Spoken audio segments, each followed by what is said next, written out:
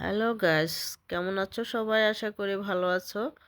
তো আজকে আমি কি ভিডিও নিয়ে আসলাম তোমাদের জন্য, দেখো এই যে তাজা তাজা পুঁটি মাছ। তো এগুলো নিয়ে আসছে, সবগুলো কাটতে কুটতে আমার ঠান্ডা লেগে গিয়েছে, তারপরও কাজ তো করতে হয় সংসারের। তো মাছগুলো খুব সুন্দর, তাজা তাজা। এই পুঁটি মাছ খুবই ভালো লাগে যদি কড়া করে ভাজি করা হয়। তো আমিও আজকে কিছু বড় বড়গুলা বেছে নিয়েছি। এই যে দেখো, কেটে ধুয়ে পরিষ্কার করে নিয়েছি। এগুলো আমি লবণ হলুদ দিয়ে কড়া করে ভাজি করব, আর গরম গরম ভাতের সাথে খাবো, শুকনা মরিচ সাথে ভাজা। তো মাছগুলো ধুয়ে পরিষ্কার করে নিয়েছি একটা স্টিলের বলে। তো বলের মধ্যে দিয়ে দিলাম হলুদ, দিয়ে দিলাম পরিমাণ মতো লবণ। তো দিয়ে এটাকে আমি মেখে নেব। তো এভাবে মেখে তারপর বসাই দিয়েছি একটা ফ্রাই প্যান চুলায়। ফ্রাই প্যানের মধ্যে দিয়ে দিব তেল, সরিষার তেল দিয়ে ভাজি করব। তো এই যে দিয়ে দিলাম সরিষার তেল। দেখো বাহিরের গাছপালার ছায়াগুলো দেখা যাচ্ছে তেলের মধ্যে, একদম সাথেই গাছ, জাম গাছ এটা। আর যে দেখো বাহিরের পরিবেশটা। তো আমি এখন যেখানে বাসা নিয়েছি ওটা একটু গ্রাম সাইড, তো দোতলা বাসা। তো মাছগুলোকে আমি লবণ হলুদ দিয়ে মেখে নিয়েছি। এখন তেল গরম হয়ে গিয়েছে, দিয়ে দিব আমি পুঁটি মাছগুলো।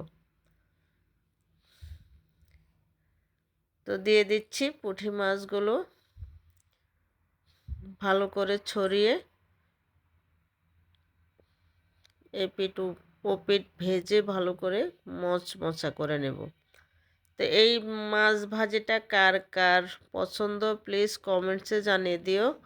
তো যদি ভিডিওটি তোমাদের ভালো লাগে, লাইক কমেন্ট শেয়ার করে পাশে থেকো, সাথে আমার ইউটিউব চ্যানেলটাকেও সাবস্ক্রাইব করার অনুরোধ রইল।